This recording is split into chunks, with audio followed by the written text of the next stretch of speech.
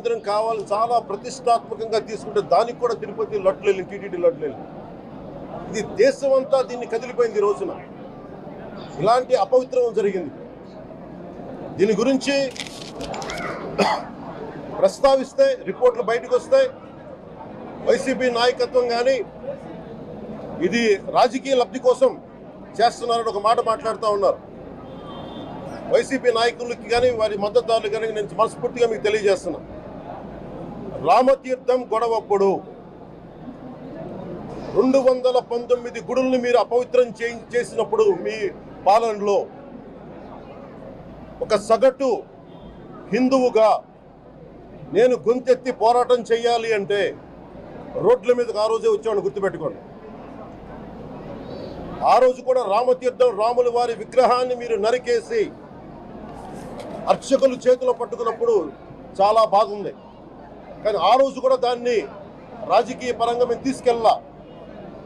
దోషులకి శిక్ష పడాలి. వీళ్ళెవరో కనుక్కోండి, ఈ రోజు వరకు మీరు పట్టించుకోవాలా. ఇది మేము చెప్తూనే ఉన్నాం. నిజంగా చెయ్యాలంటే ఈ ప్రస్తావన ఎందుకు తీసుకొస్తున్నానంటే సమాజంలో అస్థిరత లేదంటే డిస్హార్మనీ క్రియేట్ చేయడానికి మేము లేవు ఇక్కడ. కానీ తప్పు జరుగుతుంటే, దాడులు జరుగుతూ ఉంటే, అపవిత్రం చేసుకుంటూ వెళ్ళిపోతే చూస్తూ ఎవరు కూర్చోం. తప్పు, అది కూడా తప్పు అవుద్ది. ఫండమెంటల్ కాన్స్టిట్యూషనల్ ఫండమెంటల్ ఇది. ప్రతి వ్యక్తికి వారి ధర్మాన్ని ఆచరించే హక్కు ఉంది. ఎవరన్నా వచ్చి ఆ ధర్మాన్ని పాడు చేసే హక్కు ఎవరికీ లేదు. ఇట్స్ ఎ ఫండమెంటల్ రైట్ ఇది. ఇలాంటి స్థాయిలో ఈ రిపోర్ట్ బయటకు వచ్చినప్పుడు ఏం చెప్పు ఉండాల్సింది గత ముఖ్యమంత్రి గారు? నేను ఏ రోజు కూడా మీరు చూశారు, ఇది ప్రభుత్వం, మన కొత్త ప్రభుత్వంలోకి వచ్చాం. ఇది వెండెట్ట ప్రభుత్వం కాదు, ఇది పగా ప్రతీకారాల ప్రభుత్వం కాదు ఇది. కానీ తప్పు జరుగుతుంటే మటుకు చేతులు కట్టుకొని చూసే ప్రభుత్వం కూడా కాదు. అది మీకు చాలా పగడ్బందీగా తెలియజేస్తున్నాను విషయం. అలాంటిది ఆ మీద ఎన్నో మాట్లాడినా మేము ఎప్పుడు మాట్లాడలా. రామతీర్థం గురించి జరిగినప్పుడు కూడా మేము మాట్లాడలా. కానీ ఈ రోజున రిపీట్ అయిపోతున్నాయి మిస్టేక్స్. అలవాటైపోయింది, ఆలవాలం అయిపోయింది. ఇంక ఇక్కడితో ఆగాలి. ఇది ఎప్పుడే ఫుల్ స్టాప్ టు దిస్. దీంట్లో ఒకరు నిందించట్లా. టీటీడీ బోర్డు ఉంది, వైసీపీ కాన్స్టిట్యూట్ చేసిన టీటీడీ బోర్డు ఉంది. వైవి సుబ్బారెడ్డి గారు ఉన్నారు టీటీడీ చైర్మన్గా. టీటీడీ ఈవోగా ధర్మారెడ్డి గారు ఉన్నారు.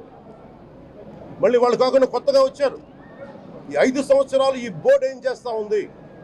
ఈ టీటీడీ బోర్డుని మేము ప్రశ్నిస్తున్నాం. మీరు బయటికి రండి.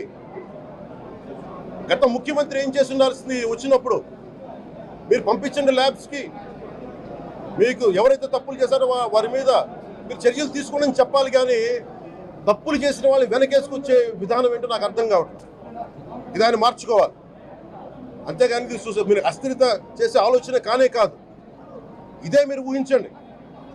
ఇంకా ఏ ధర్మం మీదైనా సరే ఇలాంటి అపవిత్రం ఒక చర్చి మీద జరిగిన, ఒక మస్జిద్ మీద జరిగిన దేశం అల్లకల్లోలం చేసేస్తారు. ప్రపంచం అంతా మాట్లాడతారు. గ్లోబల్ న్యూస్ అయిపోద్ది. కానీ దేశంలో కోట్లాది మంది హిందువులు అపవిత్రమైతే, ఈ ప్రసాదం అపవిత్రమైతే ఒక్కరు కూడా మాట్లాడకూడదు. ఇది సెక్యులర్ వ్యవస్థకు విఘాతం అంటే హిందువులకి మనోభావాలు ఉండవా? ఇది ఒక్కరు నిందించట్లా. అసలు మీరు ప్రస్తావన చేయకూడదు, ఇది తప్పు, ఇది మాట్లాడకూడదంటే ఎట్లా? ఇదే వేరే మతానికి మీరు అన్వయిస్తారా? నేను అన్ని మతాలని సమానంగా గౌరవించేవాడిని. ఇస్లాంని గౌరవించేవాడిని, క్రిస్టియానిటీని గౌరవించేవాళ్ళం మేమందరం. సనాతన ధర్మం అని మొత్తుకుంటున్నాం. దేనికి సనాతన ధర్మం అంటే? సనాతన ధర్మానికి ఒకరు ప్రారంభించింది కాదు. ఇది ఒక వ్యక్తి ఒక కూర్చోబెట్టి ఒకరు స్టార్ట్ చేసింది కాదు. ఇది కొన్ని వేలాది సంవత్సరాలుగా అన్ని మతాలని, అన్ని విశ్వాసాలని అలింగనం చేసుకున్న నేల ఇది.